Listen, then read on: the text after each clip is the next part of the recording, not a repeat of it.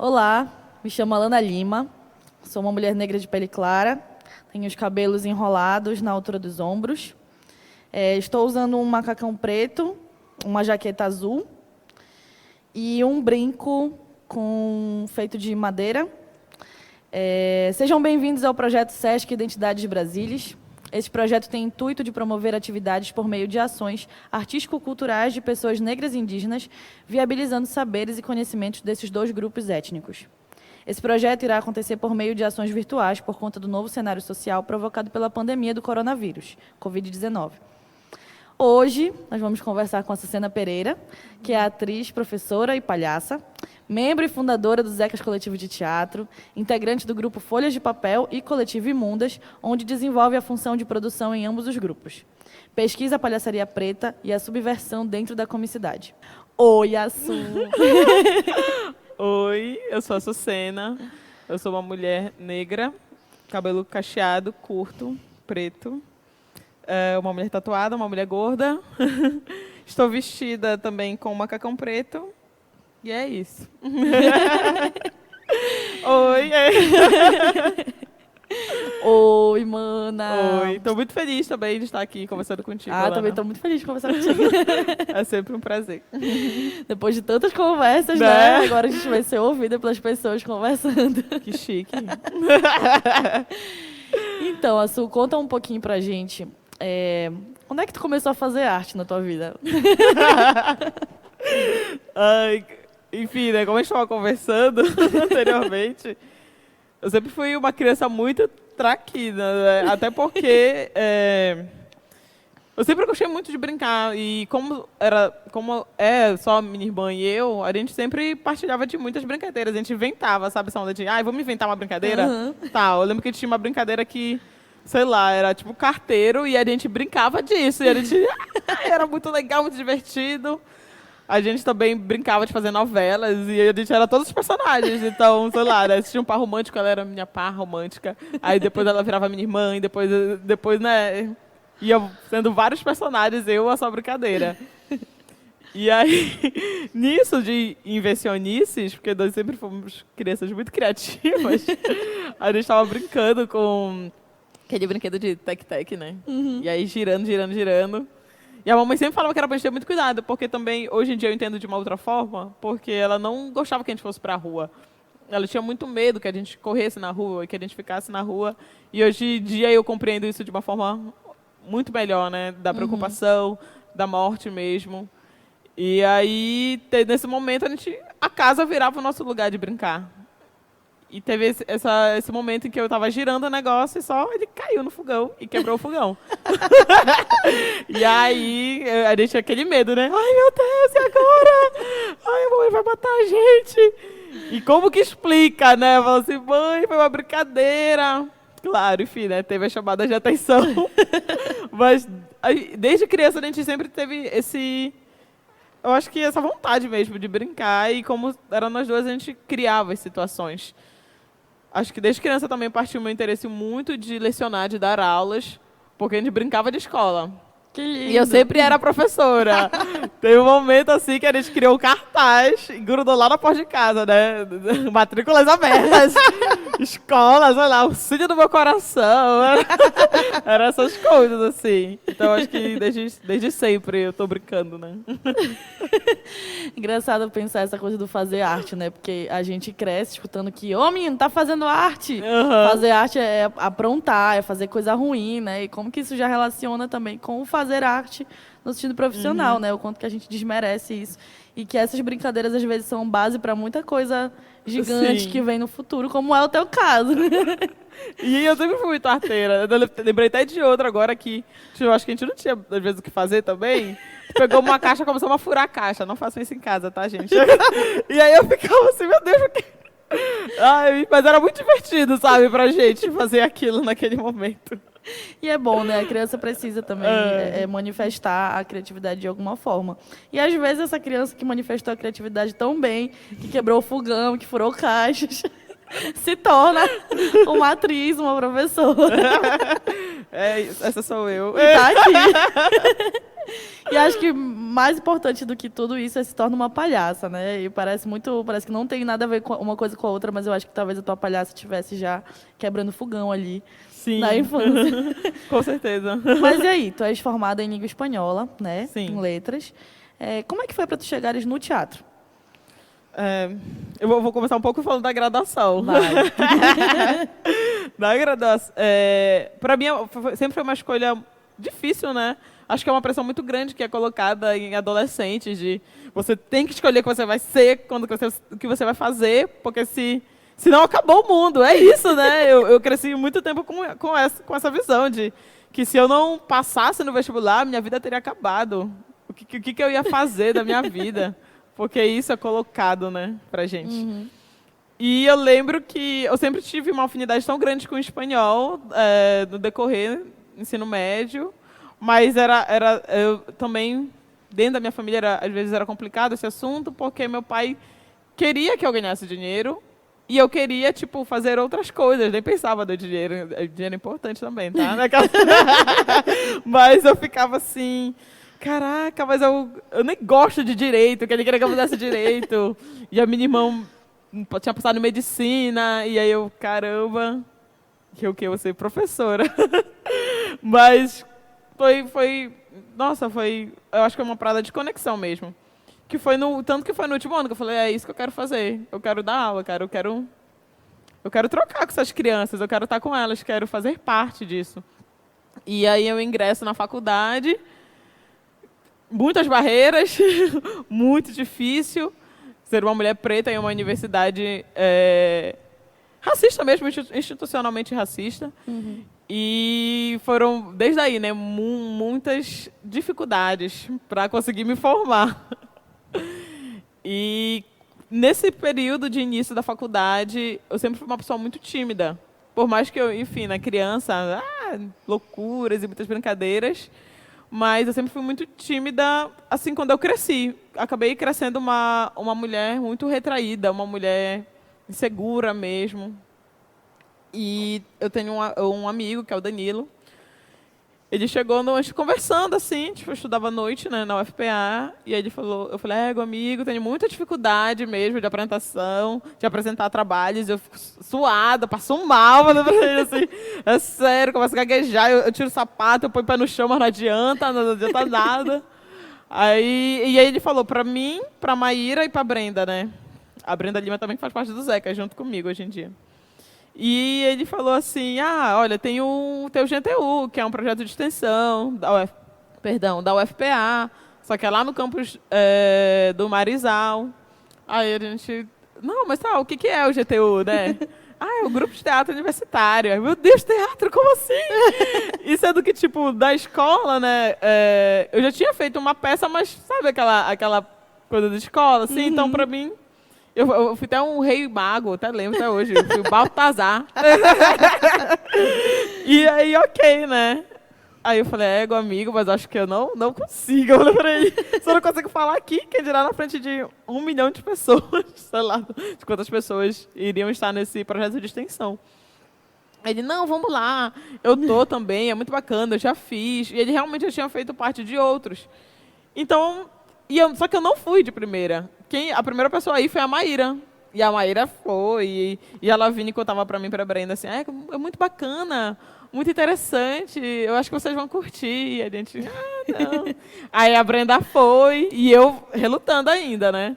Sozinha, assim, não vou. Ai, não sei, muito receosa. Até que teve um momento que eu preciso disso, cara. Tô muito difícil. E quando eu entro na escola de teatro da UFPA, aí, né, meu primeiro contato com a escola. Só que, fazendo um parênteses, eu já consumia, né? Não era uma pessoa que não consumia teatro. Sim. Eu consumia, tanto que eu conhecia alguns grupos de Belém mesmo, grupos mais antigos. Eu assistia com a minha tia, a gente ia pra praça, assistia. Então, eu já conhecia. Só que, assim, não conhecia o nome, eu sabia quem era. Caramba, eu vi uma peça dessa pessoa. Vi um espetáculo. E aí, quando eu entro na escola de teatro e dança... se abre um mundo, assim, né? E eu fiquei... Foi muito difícil também. Porque eu morria de vergonha. Então eu escutava muito. Tem que soltar, tem que ir aquilo, tem que ir aquilo outro. E eu não conseguia. Foi um processo de difícil de destravar, né? Algo que eu também construí junto, como um mecanismo de defesa também. E a gente estava no GTU, que esse grupo de teatro universitário, um projeto de extensão da UFPA. E o espetáculo era Zeca de uma Sexta Só. Que no começo era só sexta e sábado o nome. A dramaturgia pronta, o Leandro, que é o diretor, né, e o dramaturgo, junto com o Pablo Pina, a Amanda e o Rodrigo. Ele apresentou o texto pra gente e falou assim, olha, gente, é isso.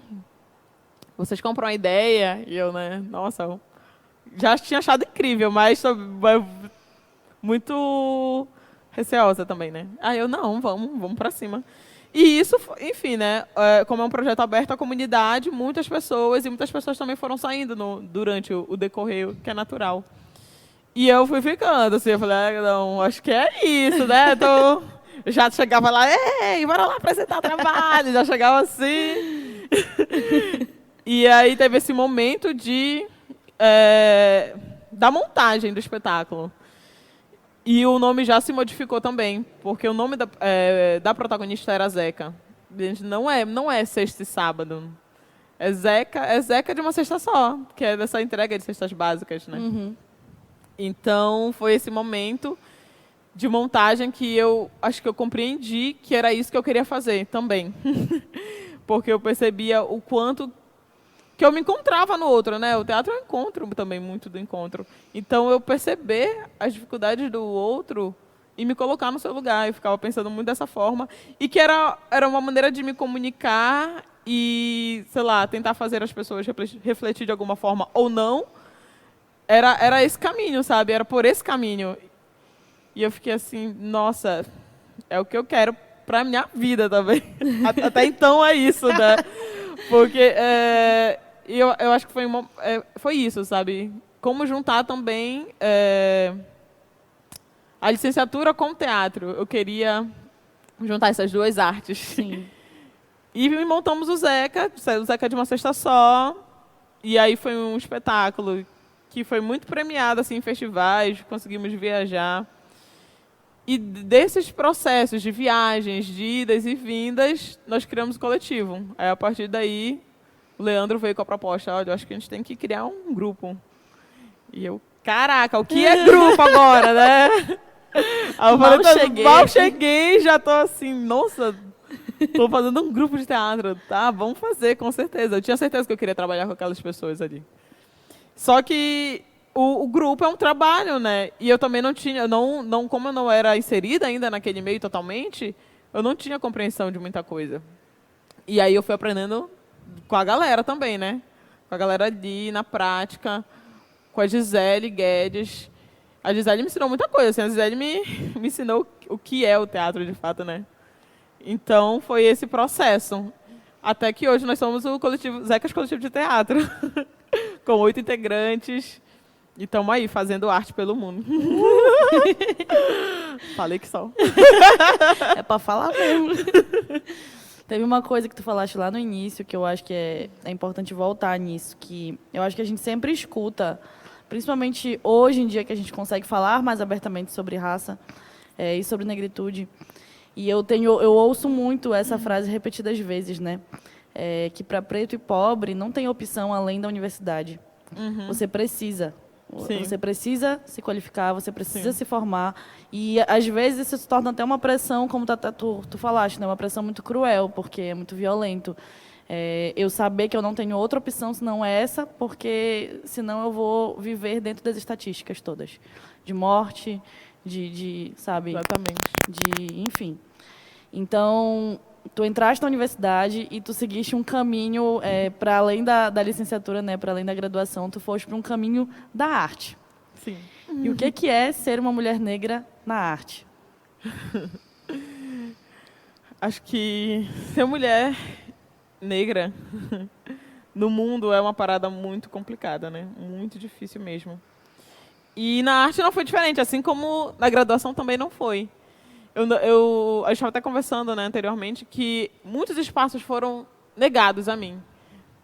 Foram colocados que eu não poderia estar nesses espaços. E A arte não foi diferente. Hoje em dia, por exemplo, eu não faço mais testes, né? Não faço mais testes. Nada demais, mas pelo fato que eu acho muito difícil alguém pensar no meu estereótipo, entendeu? Alguém imaginar um perfil como o meu perfil. Pô, sou uma mulher preta, sou uma mulher gorda, com tatuagem, é muito difícil. Então, eu me frustrei muito no decorrer também. Estou no teatro há 5, 6 anos, 5, 6 anos. Eu me frustrei muito e teve um momento que eu falei assim, cara, eu não vou mais fazer teste porque isso está me adoecendo. Porque eu sei, na verdade, eu sei que a pessoa não pensou num protagonismo preto para a cena. Então, eu não vou ficar batendo nessa tecla, porque a pessoa não vai mudar de ideia porque ela me viu ali. Muito difícil isso acontecer se aquele personagem não foi pensado para mim ou com uma pessoa parecida comigo. E eu acho que isso também vem desde dramaturgias, né? Muito difícil alguém escrever uma dramaturgia pensando, esse personagem é um personagem negro. Ou quando não, ou quando pensa, a gente vem mesmo para criticar, para meter o dedo na ferida, para ser ácido. Porque a galera ainda fala, mas caramba, vocês só falam disso? Uhum. Mas o porquê que a gente só fala disso? Porque ainda é muito necessário a gente falar sobre racismo. Né? Olha só, estamos em 2020, mas como que o racismo ainda é muito cruel, porque ele também me colocou num local em que eu me neguei, que eu falei assim, realmente, talvez esse espaço não seja para mim, e eu vou tentar fazer ele ser meu, só que de outras formas, né? Criando, talvez, né? Fazendo o meu processo de criação particular, juntando uma galera e... Olha, eu quero falar sobre isso. Vocês compram a ideia? Porque eu não conseguia me ver em cena. Né? A questão da representatividade também. E quando eu via atrizes negras, nossa, aquilo para mim era genial, assim, era incrível. Eu ficava, é isso, eu quero isso, esses espaços são nossos, sabe? Então, teve toda essa questão de negação, de testes, e aí é o momento que eu vou trabalhar com o meu grupo, eu vou fortalecer isso, vou fortalecer o meu trabalho individual também, porque eu estar em cena é uma grande potência, cara. Eu faço parte de um recorte social gigantesco, que de eu estar ali, só para eu estar ali é muito difícil. Então, teve um momento que foi um divisor de águas, assim, no meio teatral para mim, que foi quando nós viajamos com os Zecas para o FETO, né, que é um festival estudantil de teatro, em Minas Gerais. E aí teve um espetáculo que tinha blackface no espetáculo. E aí, naquele momento, eu já me entendia enquanto pessoa negra, mas eu não fazia ideia do que era o blackface. E aí eu estava naquele período ali, a gente assistindo, consumindo muita arte. Eu fiquei assim, quando eu vejo aquela imagem, eu lembro que eu fiquei muito incomodada. Só que eu não sabia dizer o porquê. E aí nós nos olhamos, porque todos éramos muito jovens também, estávamos nesse processo de identidade mesmo. E aí eu olho para o Miller, que é um outro integrante negro, olho para a Brenda, e a gente muito desconfortável com a situação, mas também não sabia o que dizer, o que sentir, só sabia que era estranho. E a gente começa a perceber várias pessoas pretas se levantando do teatro, e a gente, meu Deus, o que a gente tem que fazer? A gente tem que se levantar também? Qual é a nossa atitude? E quando termina o espetáculo, e eram de crianças. Nossa. Então, as crianças não eram culpadas. E teve esse momento de conversa, assim, que todos os negros sentaram e nós começamos a conversar. E eu falei, gente, o que é isso? Aí vem o Vitor, me fala, né? Começa a conversar com o Mila, começa a conversar com outro integrante de outros grupos. E eles falam dessa questão do blackface. Eu, meu Deus, como que isso foi apagado? E isso é tão recorrente. Porque foi apagado para a gente não detectar, né? Sim. Não perceber, mas é diário. Está sempre ali, sempre tem algum momento que isso acontece. Principalmente na comicidade também. Aconteceu muito. E foi um momento que eu falei, nossa, é isso, esse é o mundo. Eu não vou romantizar a parada de dizer que é lindo. Não, cara. O mundo é esse, o mundo é cruel, o mundo é racista. E eu tô aqui para quebrar com isso, de alguma forma, né? mas que eu sei que não vai parar por mim, né? A gente precisa construir o caminho para que outras pessoas e mulheres pretas possam ficar no topo também. Enfim, não sei se eu falei direito, mas eu Falou acho que é sim. isso. Tu falaste sobre o feto, né? E aí pensar no que é esse lugar, esse não lugar, né? Esse não lugar de pessoas pretas no teatro, especificamente no teatro, porque é a nossa área de trabalho, Sim. né? Mas na arte como um todo, no cinema, em todos os espaços artísticos, o quanto que é o processo de apagamento e de negação de lugares Sim. vai fazendo com que a gente acredite que a gente não é capaz, que a gente não pode chegar lá. Sim. A gente tendo 5 anos, ou 10 anos, ou 20 anos de experiência na costa, de milhões de vivências, a gente não se vê naquele lugar. E aí tu falaste isso e eu me identifiquei muito. Acho que a gente tem muita coisa parecida na nossa história. E eu fiz teatro desde os 10 anos de idade. Então, eu tenho 17 anos de teatro, e em 17 anos de teatro, eu demorei pelo menos 13 anos acreditando que o teatro não era o meu lugar. Que não tinha lugar para mim. Mas daqui a pouco eu volto para isso daí. Importante Porque também, eu vamos ia falar chegar sobre... nesse lugar, esse lugar de qual é o nosso lugar no teatro, então. Eu vou chegar lá, mas antes disso, eu acho que era importante a gente pensar nessa questão do racismo institucional no meio da arte, porque não é só... Quando a gente fala de arte, né, parece que a gente está falando só da cena em si, da produção em si, da produção criativa, produção cultural, mas não é só isso. O espaço institucional, ele é um dos que mais reforça. Sim. Né? Reforça mesmo o processo racista. A gente vê pela porcentagem de professores negros que estão na universidade ensinando teatro, ou que estão nas escolas livres ensinando teatro. E aí tu passaste pela Escola de Teatro e Dança da UFPA e tu fizeste espetáculos clássicos. E aí tu trouxeste a questão da dramaturgia. Como é que tu enxergas que a escolha de dramaturgias, que a escolha dos diretores reforça todos os procedimentos de negação de lugares para pessoas pretas, reforça o racismo institucional e que ultrapassa todos os limites da universidade e vai para a sociedade como um todo? Sim. Esse momento, no técnico, né, nós temos... São 2 anos de curso e no final de cada ano tem uma conclusão, que é uma montagem teatral, onde todos os cursos se unem para montar um espetáculo, uma dramaturgia. E a primeira dramaturgia também foi a dramaturgia do monte chamado Desejo, que eu participei. E logo quando eu li, eu já conheci um pouco da história, mas quando eu li todo o texto, já me incomodou várias coisas. E, enfim, na minha concepção, eu queria fazer isso de outra forma. Por exemplo, eu queria... tudo bem, né, é o clássico, essa questão do clássico, mas queria subverter isso. Como subverter? Eu não queria... Obrigada, meu bem. Eu não queria... Só beber um pouco d'água também. Cortar essa parte. Eu não queria reforçar, porque é uma dramaturgia com muitas violências. Até a própria descrição dos personagens é uma descrição gordofóbica.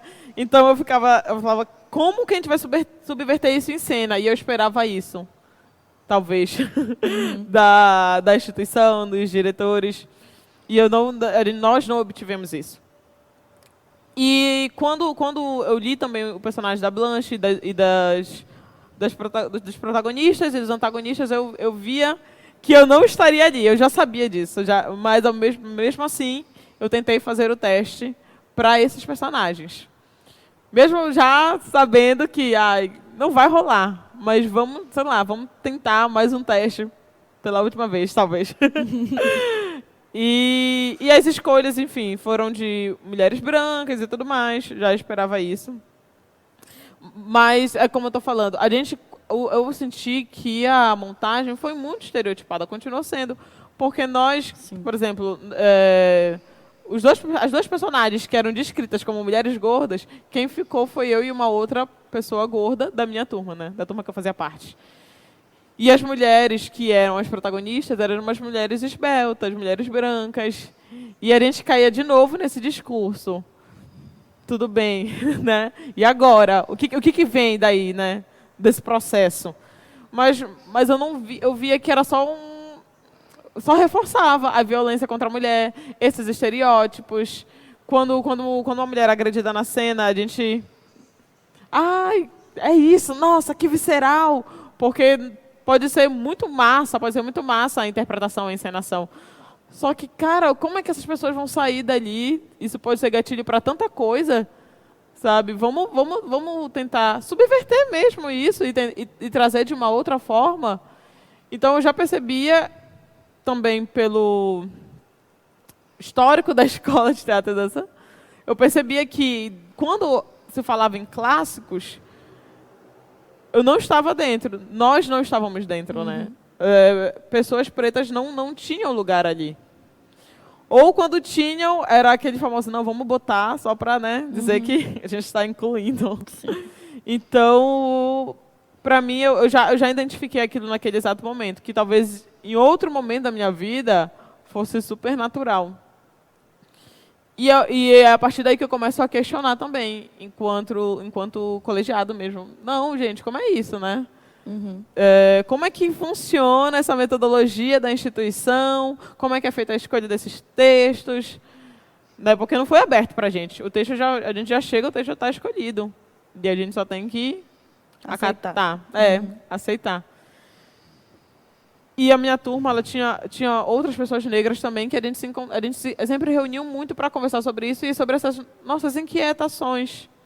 E sempre também era colocado, era sempre falado. Mas isso é muito doido, né? Isso é em qualquer lugar. Quando uma mulher preta fala, ela não é escutada. Mas quando vem uma pessoa branca e fala a mesma coisa que a mulher preta falou, essa pessoa, ai, não, com certeza, agora eu vou parar para refletir e pensar melhor. Então, tem um silenciamento enorme dessas vozes que estão ali, elas estão presentes, a gente não precisa que ninguém fale por nós, porque a gente está falando. E, tipo, se algum dia a gente não conseguir falar, legal que você falou, mas, tipo, entende que é uma parada muito maior que tudo isso? E eu me sentia assim, eu ficava, gente, não, a gente tem que bater de frente, a gente tem que falar. Só que era muito difícil eu sozinha fazer aquilo. Então, eu era muito retalhada, porque eu que puxava as ondas... Virava agressiva. Ai, tá vendo coisa onde não tem. Pô, aqui não, uma escola de arte. Tá exagerando, o meio artístico. Eu fico, gente, é onde mais tem. Na verdade, é em todos os meios, mas o meio artístico existe muito. Não era para existir. Acho que por isso que é tão doloroso. Porque eu falo, não significa que... Ai, é doloroso, cara. É um momento assim que tu... Tanto que eu, junto com o Zecas, a gente aprendeu muito, a gente debateu muito sobre isso. Sobre racismo, sobre tudo. Porque teve um momento assim que eu falei, gente... Né, pessoas pretas tiveram que falar, gente, vocês estão silenciando a gente. A gente está tentando falar, vocês não estão falando. Vocês estão deixando. Saca? E aí, é muito doido quando as pessoas estão abertas a isso. Porque, não, caraca, vamos conversar. Né? Tipo, se eu estou dizendo que eu estou sendo, é porque você está fazendo, sabe? Não vou inventar uma parada. Se eu sinto, é porque é real, porque é violento, porque me atravessou de alguma forma. E quando a gente colocava, já abria o debate, a galera super, não, vamos tentar rever isso, vamos fazer de outra forma. Existia um diálogo ali que, nesses espaços institucionais, eu percebia que era muito ponto de faca mesmo, não rolava. Talvez rolasse por um momento, mas depois não. Isso não foi muito distante também da minha graduação, porque era me negado até entrar na universidade, porque eu apresentava algum tipo de ameaça. Então, durante 4 anos e meio da minha vida, era eu tendo que levar comprovante de matrícula que eu estudava ali, porque né, se eu não levasse isso, eu não entrava. E atrasava mais meia hora na aula até eu convencer o segurança de que eu fazia parte da instituição. Eu lembro muito bem que teve um dia que eu ia fazer prova, e eu já tinha chegado atrasada, era 7 horas. Eu falei, moço, pelo amor de Deus, não vou deixar nem eu fazer a prova. Aí ele, não sei o quê, quero seu comprovante. Eu falei, mas eu não trouxe, eu sou estudante, não sei o quê. Vou tentar entrar no CIGA para baixar, mas, tipo, todo esse processo... E isso pessoas brancas passando. Todo esse processo, quase meia hora, eu fiquei, sabe, na portaria. E eu sei também que é um treinamento que é dado para as seguranças, que na maioria das vezes são pessoas negras também. Então eu fico, gente, o que é isso, sabe? E quando eu levo, quando eu protocolo e quando eu falo, não surge efeito. Aí até o momento da minha defesa de TCC, que eu coloco a boca no trombone e falo, gente, isso aqui é uma instituição racista, e agora? Né? Quantas e quantas vezes eu não fui barrada, e quantas outras vezes também eu não sofri racismo dentro da sala de aula. Sim. E aí já vira uma outra coisa, né? Porque é uma defesa de TCC, tá todo mundo ali. Ai, quando que isso aconteceu? Aí eu, ué... Todo esse tempo. Eu não sei como é que tu entendes isso, mas para mim é muito, muito louco pensar que a gente vive num país que nega a existência do racismo, né? A gente nega a nossa própria história e a gente nega a existência do racismo. Então, o processo de negação, ele reforça cada vez mais e dilui, né? O racismo está diluído.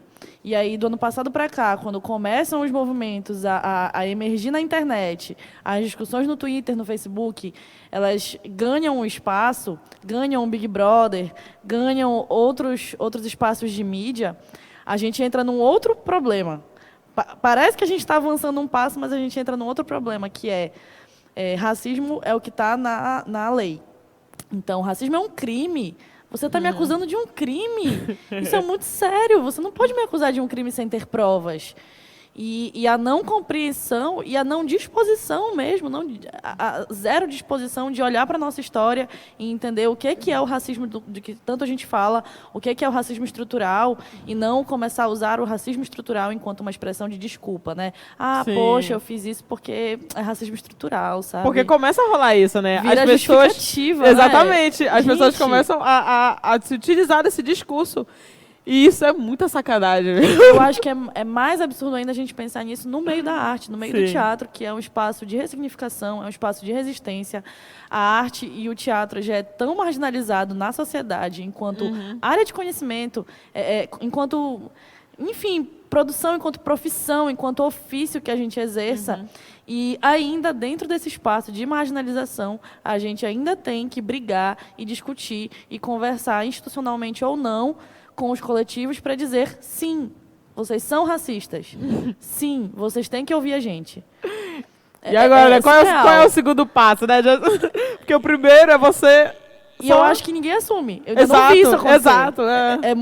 Acho que é o mais absurdo ainda, né? Porque a gente fala. Ok, falamos, aí todo mundo se sente ofendido. Entra o processo da ofensa, um comportamento total passivo-agressivo. E te coloca no lugar do opressor. Exatamente. Aí você vira o agressivo e volta a reproduzir todos os estereótipos racistas que a gente já passou a vida escutando. Exatamente. E sendo colocados nesse lugar, e a gente vira isso. Sim. Em algum momento a gente incorpora isso. E eu acho também essa questão, Alana, de falar, não, é um crime, né? Eu estou cometendo um crime. E eu enfatizo muito isso. Eu falo, sim, você está. Você é um racista, você está cometendo um crime. Tá? Vou lá te denunciar agora, saca? Porque eu fico, gente, a pessoa quer tanto trazer essa parada aí, eu falo, não, é isso. Você está cometendo um crime. E eu estou dizendo, você fez. Sim. E aí, tipo... Eu nunca vou esquecer eu conversando com o Jorge, que é um cara muito safo, assim, do movimento negro. A gente conversando, e aí ele falou assim, cara, eu nunca vou entender por que, enfim, o meu xingamento ou o meu palavrão te ofende tanto e o teu racismo eu tenho que dizer que tá tudo bem. Por que a minha revolta ela é vista como agressiva, como, eu sou escroto, eu sou um monstro, e tipo... O teu racismo não, ego foi mal, tudo bem, cara, te perdoo, sabe? Não é isso, sabe? É revoltante e a gente vai se revoltar. E essa revolta que vem por conta de toda essa diluição, né, que eu estava falando, a gente diluiu o racismo, então existe um racismo que é crime, que é uma determinada violência, e todo o resto das coisas não é racismo, eu nego. Sim. Não, eu não sou racista, imagina, eu tenho amigos negros, imagina, a minha mãe é preta, não posso ser racista. E aí tem todo um processo aí, que aí eu acho que gera uma outra problemática dentro do teatro, que aí eu queria saber de ti o que tu acha sobre isso, que o lugar do negro é falar sobre racismo. Então, o teatro ele começa a absorver isso, assim como todas as outras linguagens, todos os outros espaços da sociedade absorvem a noção de que, não, é verdade, precisamos falar sobre raça. Então, vamos fazer assim?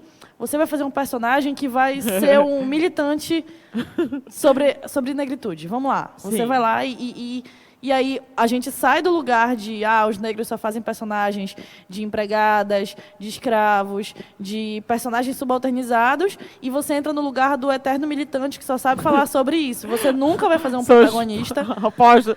Não, ou é esse ou é esse. Exato. Não tem outro espaço caminho. não tem outro espaço. Uhum. Né? E eu acho que na tua fala tu trouxeste muito isso. Assim, qual é o lugar do negro no teatro? Sim. E qual é o teu lugar no teatro? Eu venho para revolucionar! Não, é muito doido isso, porque eu sempre falo assim, enfim, nos ECAs, no Imundas, no Folhas, e em toda a galera com quem eu partilho, com quem eu trabalho, para além dos grupos, falo, gente, eu não consigo desvincular a minha luta do meu fazer artístico, cara. Porque por mais que eu não fale sobre racismo, por mais que eu não seja militante, a personagem militante, eu tô em cena, cara. Isso já é. Eu em cena, eu tô trazendo todas essas políticas, saca? Dentro de mim, no meu corpo, na minha presença. Eu estar em cena é muito representativo para várias crianças pretas que não se veem, assim como eu não me via. Então, eu falo assim, eu sempre trago essa questão mesmo para a gente debater, para a gente discutir. E, enfim, escutei diversas vezes isso que tu colocaste de, não, mas só quer falar sobre isso? Ou, vamos fazer outra coisa. Não sei o que. Eu falo, não, gente, ainda é preciso e sempre vai ser preciso falar sobre isso. Né? O racismo, como eu falei, o racismo não vai acabar daqui, sei lá, daqui 30 anos, 50 anos, não. Infelizmente. E aí, o nosso lugar é onde a gente quer, né? Onde a gente quer estar, porque a gente tem que ocupar todos os espaços, porque todos os espaços são negados a nós. E se a gente não criar grupos de fortalecimento, a gente também não consegue. E é por isso que a gente começa a se ajuntar, né? Se aquilombar, exatamente. Porque a gente também não é só essa imagem de força o tempo inteiro. A gente também sofre, a gente também sente. Quando a gente vê um amigo um amigo da arte, sendo um escroto com você, dói, saca? Não é uma parada... A minha reação pode ser muito agressiva, entre aspas, perante ele. Mas aquilo está sendo muito doloroso para mim também. Sim. Só que eu preciso... Eu também cedo, né? Eu também, nossa, eu vou chorar aqui porque já tô no meu nível master de falar e falar e falar e nada acontecer. Então, eu acho que os grupos teatrais que têm pessoas negras têm que ser grupos de fortalecimento para a gente poder também ter força para continuar de novo, falar. E para a gente... porque eu acho que é muito perigoso também a gente abordar essas temáticas, né? Quando a gente vai para a cena e a gente quer falar sobre racismo, é muito perigoso, cara. Para mim, a gente está correndo risco mesmo, porque Sim. pessoas pretas são mortas todos os dias, a gente está correndo risco.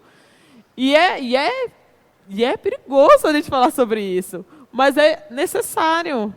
Então, se a gente não tiver esse acolhimento, esse aquilombar com outras pessoas negras, o negócio não vai fluir. E a gente tem que ocupar esses espaços. É muito isso, sabe? E é muito isso também na própria questão da palhaçaria, né?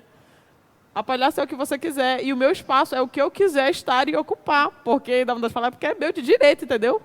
Eu fui negada por tanto tempo que agora eu não quero saber. É meu espaço e eu vou tomar ele. É isso. Que bom que tu falaste da palhaçaria, porque eu já ia trazer isso. Porque aí eu vou voltar para aquela questão da gente achar que o teatro não tem lugar pra gente, né? Que não é um espaço pra gente. E eu acho que a palhaçaria, eu já vi isso em várias mulheres negras que eu conheço, que são palhaças e que têm esse mesmo histórico, assim. Passei muito tempo no teatro, não me vendo nesse lugar, e aí eu conheci a palhaçaria. E a palhaçaria, de alguma forma, me agregou e me deu esse lugar. Sim. Embora... E eu acho que é nesse ponto que a gente tem que tocar. A nossa formação de palhaçaria, a principal que a gente tem, né, a nossa referência, é uma referência totalmente europeia. Sim. É uma comicidade europeia feita por homens, né, e repassada de geração em geração com a imagem do mestre, do patrão, do circo. E como isso vai se reproduzindo até a gente entender que talvez a palhaçaria que a gente faz hoje não seja essa. Sim. Seja outra. Outra. E aí, onde é que tá a açúcar aí? E que pode ser uma nova forma de se fazer. Uma nova poética, E exato. a gente está criando isso, né? E realmente é isso, né? Teve um momento assim, eu adoro teatro, cara. Eu adoro estar nesse meio, nem só da questão da cena, sabe? Eu gosto de estar envolvida na parada. Produção, qualquer outra ramificação. Só que quando eu começo a ingressar na palhaçaria, eu comecei assistindo espetáculos de palhaçaria. Meus contatos, né, foram com isso. E aí, quando eu começo a ter essa disciplina também na escola, foi não sei nem explicar. Eu falei, eu quero fazer isso. Eu acho que foi igual quando eu comecei a fazer teatro. Eu falei, eu quero fazer isso. Eu preciso fazer isso. Só que, também por todas as violências que a gente sofreu e sofre, a gente, querendo ou não, cresce uma pessoa insegura e não confiante. Então, para mim, eu sempre também vim com isso de não sou boa o suficiente para fazer isso. Não sou boa o suficiente para ser uma palhaça massa. Não sou boa o suficiente para ser uma boa atriz. Vou me contentar em estar... Ok, se eu comunicar, tá bom pra mim. E realmente, às vezes eu nem me preocupo com isso. Porque isso também não é um problema. Eu não me preocupo porque eu prefiro muito mais que a mensagem chegue, de alguma forma, mas que chegue. E o resto é isso, né? O resto é a gente compartilhando e conversando pra ver como que pode sempre melhorar e, enfim. E na palhaçaria... não foi diferente também. Já entrei nesse meio de, ai, caramba, não vou conseguir. Acho que a minha palhaça não é legal. e foi um outro baque, querendo ou não. Porque é justamente isso. É um espaço super machista, super misógino, racista. O que também, como tu falaste, que a gente aprende, é uma palhaçaria europeia, e onde as esquetes clássicas dos livros clássicos também são esquetes machistas, violentíssimas, racistas. Então, eu ficava, gente... né, aonde é que está o riso, né? O que é o riso hoje em dia? A gente está rindo de quê? De quem? Né? O que é legal, a figura de poder está ali menosprezando o Augusto, né, o bobo, que geralmente nas esquetes vem uma mulher, né, uma mulher que apanha, leva um tapa, né, pá, pronto. Depois vem e leva outro tapa. Então, onde que está isso, né? Hoje em dia a gente não pode mais aceitar isso. Nem antigamente, só que a gente não tinha ferramentas o suficiente. E eu começo a observar o espaço. E aí eu me resguardo. Aí eu fiquei assim, caramba, eu quero muito fazer isso, mas eu vou comprar uma briga enorme. Com todo mundo. Com todo mundo. Eu vou comprar uma briga, cara, porque como que eu vou subverter isso? E eu já queria subverter. Como é que eu vou dizer que uma cena clássica não pode ser... não pode mais fazer desse jeito, e como que eu posso dizer que uma cena clássica não é engraçada, sabe? Tipo... quais são os risos? Eu acho que é isso, né? Do que a gente ri. O que é esse riso? E por isso que eu falo muito que eu pesquiso outras formas de riso. Porque para mim isso não é engraçado, para mim isso é violento. Sim. E a palhaçaria que eu faço é a palhaçaria da subversão também. É a palhaçaria do dizer, não, tu é um racista, vem pra cá pro público, né? Sabe? Não. Que tá na essência do palhaço, né? E que tá. Mas de algum modo a gente deixou esse lugar do clássico, novamente, né? A ideia da dramaturgia clássica mesmo. Existe um respeito aos clássicos, óbvio, porque eles foram a origem de muita coisa. Sim. Mas parece que a gente ainda tá lá. A gente não evolui, né? Isso, parece que a gente estagnou no tempo. A gente fica porque o respeito vira uma idolatria e essa idolatria vira algo que é intocável. Sim. Não posso mexer nisso aqui, porque isso aqui é um clássico, isso aqui foi o fulano de tal, que é uma grande referência. Que não, criou. E se você mexer, é um crime, né? Nossa. Por mais que o clássico deixe mais explícito ou vários outros crimes. Sim. Mas ok. E aí foi um momento assim também na finalização da disciplina que eu falei, eu quero fazer uma cena, eu vou ter que fazer, tinha que fazer uma sketch clássica, vou fazer uma sketch clássica, mas de outra forma. Eu não vou fazer desse jeito. E aí eu começo a trabalhar muito com a Mariane Malato. A gente começa a conversar muito e a gente super se identificando nessas questões. E eu, olha, amiga, vamos fazer a cena da caçada, mas a gente vai fazer a caçada dos machos escrotos. E ela, não, bora, amiga. Falei, pois é, não vai ter animal, não vai ter animal, vai ser o homem que a gente vai caçar. E aí ela, não, tá. E a gente criando junto, pensando. E é muito doido, né? Como as coisas funcionam assim, né? É o jogo, é o contato, né?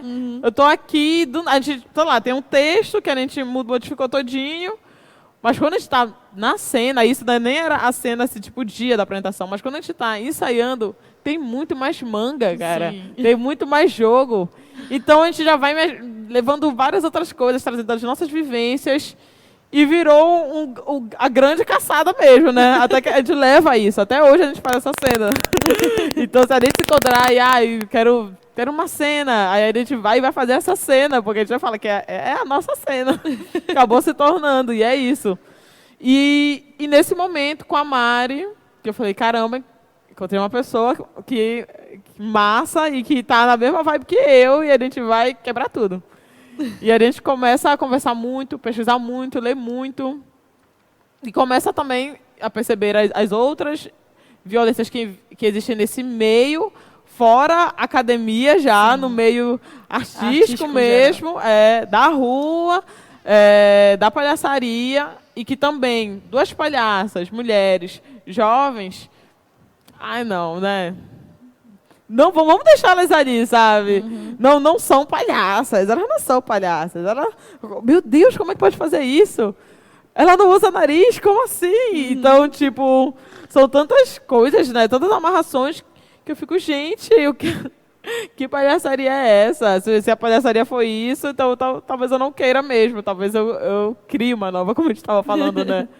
Porque palhaço não tem regra, cara. Muita gente, depois de um tempo que eu comecei a ficar realmente só na palhaçaria, muitas pessoas começaram a chegar e falar assim, ai, como é que eu faço um palhaço? Quero criar um palhaço. Aí eu falava, gente, não existe uma fórmula, né? Porque é isso, o palhaço não tem regra. É você brincar, é você curtir, é você falar do que você quiser. E não que as outras formas estejam erradas, porque tem gente que gosta de fazer a palhaçaria clássica, legal, faça. Tem gente que gosta de fazer outra vertente, né, uma parada mais infantil, faça. É isso que é o legal, são as diversas linguagens. O problema é quando você começa a menosprezar o outro através do riso. Sim. Esse é um grande problema. E a minha palhaçaria é a palhaçaria do deboche, cara. Eu vou avacalhar, eu grito, eu falo alto, entendeu? Eu rio alto, eu esqueço o texto na cena. E é isso, jogar com isso, sabe? E subverter essa parada. E foi esse momento em que a gente começou a ocupar esses espaços também. E de se jogar. Estava rolando um cabaré de cenas. Vamos lá fazer. Não sei o quê, vamos lá. E aí depois eu começo também a me relacionar com uma pessoa que também era do meio da palhaçaria. E eu já não enxergo outra forma, né? Uma forma que eu já não tinha mais tanta liberdade de me expressar. Então eu tinha vindo com a Mari, que o jogo fluía muito assim, era muito gostoso, porque a gente sempre debatia sobre essas questões, e vou para um outro momento em que eu era tolhida, que as minhas ideias não eram compradas, porque pelo menos a Mari me escutava e a gente desenvolvia junto. E nesse outro processo, eu não era escutada. E aí chegou um momento em que eu também me coloquei nesse local de... essa pessoa sabe mais do que eu, talvez eu tenha que recuar e... escutar, né? O legal da aprendizagem mesmo, né? De, não, vamos, né? Uma pessoa muito mais safa, muito mais anos na palhaçaria. E aí também, quando eu saio disso, que foi um processo muito árduo, é um outro momento, sendo que eu já estava antes, né? Eu já fazia, e aí entro em contato com essa pessoa, e quando eu volto, eu fico nesse mesmo estágio que do início. Porra, perdão, eu sou muito ruim, o que eu vou fazer? E também foi um momento na minha vida em que as portas se abriram, assim. Do quanto que essa pessoa me sugava de uma forma tão grande que eu já, né, já estava no automático. E quando eu saio, a galera, tipo, ei, vamos... Eu quero ouvir tua fala, né? Eu quero te ouvir. E isso, pra mim, é muito gostoso. Quando alguém fala que quer me ouvir nesse sentido. E eu falo... Vamos conversar, né? Vamos ali tomar uma cerveja e trocar uma ideia. Eu quero ouvir o que tu pensa. Vamos ali fazer um podcast. Vamos ali fazer um podcast. Eu quero ver o que tu pensa sobre... Ouvir o que tu pensa sobre comicidade, sobre palhaçaria. E aí eu começo a me meter em várias coisas, né? De novo. Acontece a pandemia, todo mundo em casa, né? Estamos de quarentena. E eu começo a falar sobre essas questões. Muito mais, começo a me jogar muito mais, porque adentro no folhas de papel... E a gente começa a ficar malucos assim, porque a gente começa a pesquisar acrobacia, a gente começa a pesquisar um pouco da bufonaria, da contação de histórias, de tudo, tipo, como mesclar tudo isso. Sim. Então foi um momento em que a gente trabalhou muito. E aí e eu sempre falo isso, né? Toda vez que eu apresento, seja, enfim, uma peça ou algo relacionado com comicidade, eu sempre tenho uma resposta no final de que eu quero continuar. É isso que eu quero fazer. Porque eu sinto que é. Né? E a partir do momento que não for mais divertido para mim, porque palhaçaria é isso, eu tenho que me divertir em cena. Sabe? Eu estou fazendo ali uma parada política ácida, mas eu tô me divertindo pra caramba, cara, zoando contigo e zoando dos seus privilégios. E você tem que rir, cara, porque, caramba, tu é muito privilegiado. Se tu ficar ofendido é porque eu acho que tem alguma coisa errada aí. Então, acho que a partir do momento em que você não se divertir, aí talvez esteja errado, né? Não tem algo certo. Talvez só errado quando você não se divirta, quando não seja gostoso.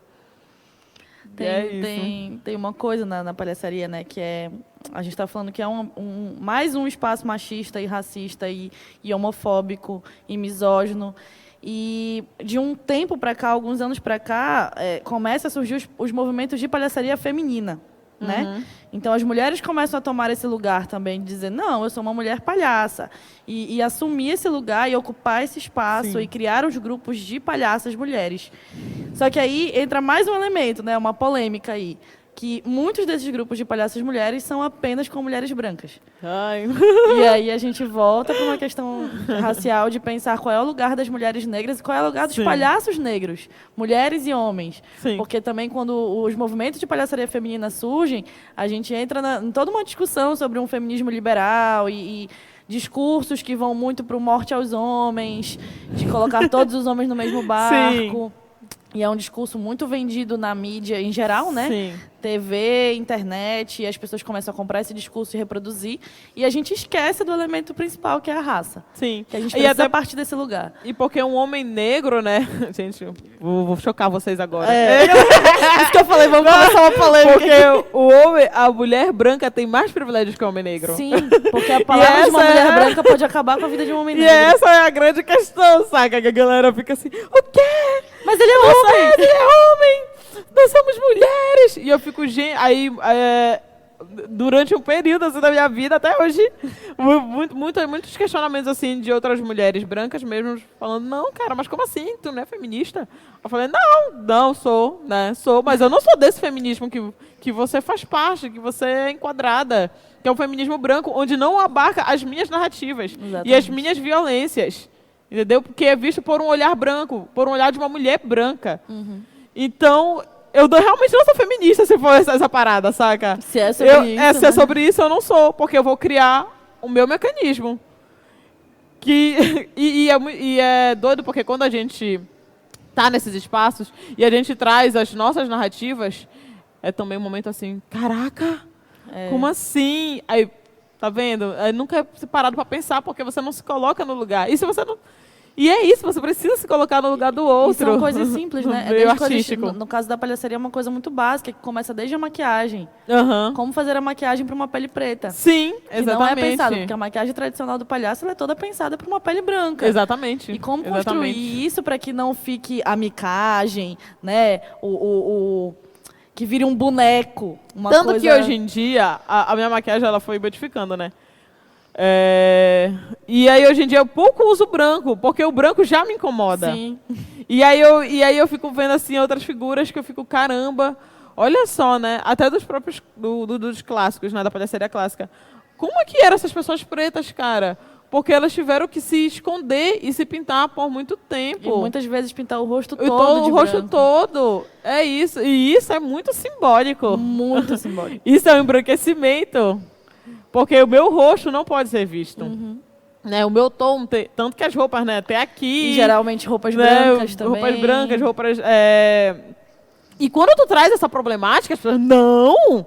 Não! Isso, imagina. Você já tá vendo coisa onde não tem.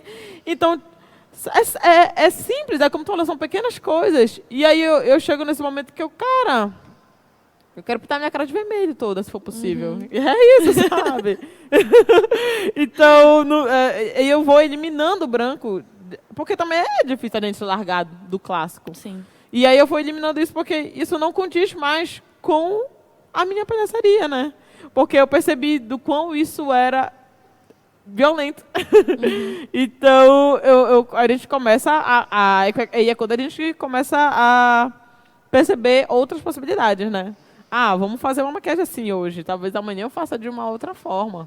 E da maquiagem pro figurino, E da pra maquiagem pro poética, figurino, pra uma construção de exatamente. comicidade completamente diferente. Eu né? lembro de uma palhaça, que é a Dani. Ela é de Manaus, se eu não me engano. E aí, a gente fez, né, nesse período de pandemia, um challenge de vários palhaços que tu estavas também, de vários palhaços e palhaças e palhaços pretos. E aí, teve esse momento que eu conversei muito com a Dani, que eu assisti um espetáculo dela online, que é Eu Preciso Falar. E eu lembro que a foto era só ela, assim, com vestido preto e um nariz preto. Não tinha maquiagem e, pelo menos na foto, não dava pra ver, assim. E ela tava com um vestido muito assim, sabe? Vamos agora alongar. Muito assim, tu olha e tu ficava assim, como é que vai ser? E quando eu assisti, eu falei pra ela assim, conversei muito com ela depois, mandei uma mensagem, falei, Dani, caraca, eu falei pra ela. Falei, isso tem que ir pro mundo, cara, é genial. Porque ela falava justamente sobre essas violências. E ela trazia as violências da palhaçaria, da vida dela, que é o momento que ela começa a falar dos ex dela. Aí eu acho muito, muito, muito incrível. Ela desenha no chão, assim, um círculo. Ela, não, porque tinha o ex, o esquerdo macho. Ela começa a imitar o cara, sabe? Não, mas tinha o outro também que queria me dizer como eu tinha que agir. E isso tudo na figura da palhaça dela. E aí tem um momento em que ela fala do processo dela de entrar na palhaçaria. E ela não, porque eu fiz uma oficina, aí teve um dia que eu falei assim, como é que tem que ser a palhaça? Como é que a palhaça tem que ser? Aí veio um homem branco e falou assim, não, a palhaça tem que estar toda coberta, não pode aparecer nada, tá? Uma maquiagem assim, assim, assado, não sei o quê, não. Aí ela, tá bom. E ela diz que, por um período, ela acabou acreditando nisso, né? Até que o momento ela faz uma oficina com uma mulher e ela faz a mesma pergunta. Ela, eu tô tão perdida, o que eu tenho que fazer? O que a palhaça tem que fazer?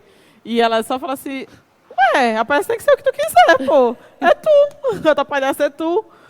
E aí ela, então quer dizer que se eu quiser usar um sutiã, eu posso? E é isso tudo no espetáculo, sabe? E aí ela fala, pode. Tanto que a roupa da palhaça dela é um top, saca? Com shortinho aqui, cintura alta. Incrível! E aí ela tá falando assim, porque o cara disse que eu não podia mostrar meu corpo, e agora eu vou mostrar meu corpo. E ela tira o vestido, e eu fico, mana, incrível! É isso, sabe? E ela é uma mulher preta. Então ela fala de outras questões sobre negritude também. Sim. E tipo, o riso, né? Como encontrar o riso no meio da nossa própria vulnerabilidade. E é muito nisso que eu acredito também, em como transformar isso.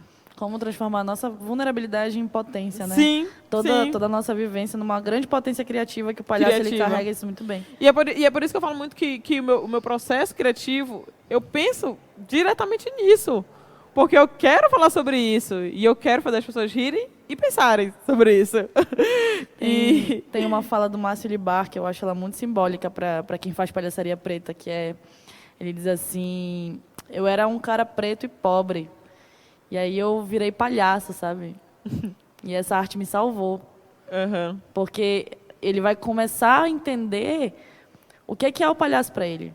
Sim. E o que ele é para o palhaço. Sim. Então, como construir toda essa volta de uma vida inteira de negação de espaços, de apagamento, de silenciamento, e o palhaço traz ele à tona e coloca ele onde ele está hoje. Nossa, E foi uma briga, assim, amiga, muito grande, assim, que eu percebo da palhaçaria, sabe? Porque foi um momento também que é muito disso, né? Nossa, eu sou uma palhaça preta, que eu quero falar sobre isso, eu quero falar sobre essas questões, eu quero falar sobre essa comicidade, e sempre a negação, né? Assim, dos espaços. Sempre, não, mas o palhaço não pode fazer isso. Aí, como assim? A tua palhaça faz isso? Aí teve até um momento que eu falei assim, gente, a minha palhaça sou eu. Isso num espaço, né? Debatendo, a minha palhaça sou eu. Não é um personagem que eu estou criando, ela sou eu, sabe? Ela sou eu numa potência maior, talvez, né? Numa energia maior. Porque eu sinto que ela me possibilita isso. Mas sou eu, é a Sucena. A Açúcar e a Sucena são a mesma pessoa. Não é uma outra pessoa que baixou em mim, nem nada, sabe? É eu. E aí, por muito tempo, isso também era visto... Quê? Não? Como assim? Porque o teu palhaço tem que ser de um estado. Eu falo, caraca, já pensou se eu fosse triste o tempo todo? Eu vou fazer todos os estados possíveis. Saca? E se eu tiver triste, eu vou triste, tiver com raiva, tá com raiva. E eu xingo, eu chamo palavrão. É essa pessoa que eu sou. E essa é a minha palhaça. Minha palhaça xinga e chama palavrão também. Mas ela sabe ser um amorzinho também. Ela é tudo. E encontrar a comicidade disso, né? Eu acho que esse é a grande sacada do palhaço, e principalmente da palhaçaria preta. É entender que a comicidade que a gente pode construir, ela não está num elemento extra, nessa dramaturgia construída previamente, no que é cômico, considerado socialmente cômico. Sim. Porque nós somos considerados socialmente cômicos. Sim, sim. Então, quando a gente está nesse lugar de protagonismo, a comicidade que a gente tenta construir é uma comicidade da vulnerabilidade. Sim. De quem eu sou e o que eu faço, que é tão simples, que é um jeito que eu olho, é um jeito que eu falo, que faz rir. Porque é isso. O nosso corpo é risível, né? O corpo humano é risível, é e quando risível. você desloca ele, né, desse lugar da postura, da perfeição, do ideal branco, magro, hétero, Sim. cis, você desloca isso e se coloca na posição de mostrar quem você é simples, não é fazer muita coisa, né? E por muito tempo, é isso, né? Por muito tempo, era esse humor, era só isso, né? E quando nós chegamos para trazer outras formas, a galera não, isso não é, isso é outra coisa, mas não é comicidade, não é palhaçaria, pode ser outra coisa. E eu também fico muito de boa nesse lugar, se for outra coisa. Mas eu sempre falo que eu faço palhaçaria. É isso que eu faço. E faz muito bem. Eu conversando com a galera do Zeca, já até falou, gente, eu acho que eu desaprendi a atuar, olha, não sei mais atuar. Eu já quero fazer graça. Tá sempre palhaço. Eu já quero fazer palhaçada. Eu acho que isso é ótimo, porque quando eu comecei a fazer palhaçaria, eu olhei para aquilo e falei, eu acho que todo ator tinha que ser palhaço. Antes de ser ator. Porque te tira de um lugar de ego, te tira de um lugar de padrões, de sistemas e métodos muito fechados que o teatro te coloca muitas vezes, e rompe. A essência do teatro, eu acho que é o palhaço, sabe? Que é a subversão, é o que tu falaste mesmo. É ressignificar a sociedade. Sim. Pra que eu vou fazer teatro para fazer a mesma coisa que a TV já faz? Que é ficar mostrando a vida da pior forma possível e reproduzindo violências e querendo dizer que eu estou denunciando uma coisa, mas, na verdade, só mantendo aquela estrutura. E o palhaço, ele vem para quebrar, sabe? E o palhaço, amiga, aí a palhaça, ela, tipo... É besta, entendeu? É besteira. É besteira. E quando eu digo besteira, não é uma coisa ruim, é uma coisa Sim, muito boa. é a bobagem É que a gente tanto bobagem. evita, né? Tipo, é um cara dizer, vou mergulhar dentro de um copo d'água e você vai mergulhar dentro desse copo. Todo mundo tá vendo o cara não vai mergulhar nesse copo, mas o cara acredita tanto que ele vai mergulhar no copo que a gente acredita junto com ele. Aí chega um momento que ele vai mergulhar nesse copo. Não é possível. Olha só o que ele passou. Ele tem que mergulhar no copo cheio d'água. Então é isso, sabe? É ser interessante para você que vai ser interessante para o público, para a pessoa, né? E trazer isso, trazer essas nossas questões, as nossas vivências. E vai ser perfeito. Perfeita, perfeita. Que gostoso te ouvir. Ah, que boa essa conversa. E a gente vai encerrar com essa gargalhada gostosa. Com esse riso dessa conversa maravilhosa sobre... 5 horas para editar. Esse negócio. 5 horas que a gente deve estar falando aqui. 5 horas de conversa. 5 horas falando, ninguém vai ouvir esse podcast até o final. Ai, amiga, muito obrigada. Eu te agradeço. Porque... Queria dizer também, né, pra terminar, que é muito importante te ver, né, em cena e estar contigo e trocar muito contigo. Porque tu era uma das referências, né? Tu era uma das referências. Não, sério, tu é uma pessoa que é referência para várias outras pessoas e para várias outras mulheres pretas, principalmente. E quando eu entro na palhaçaria, era a pessoa que...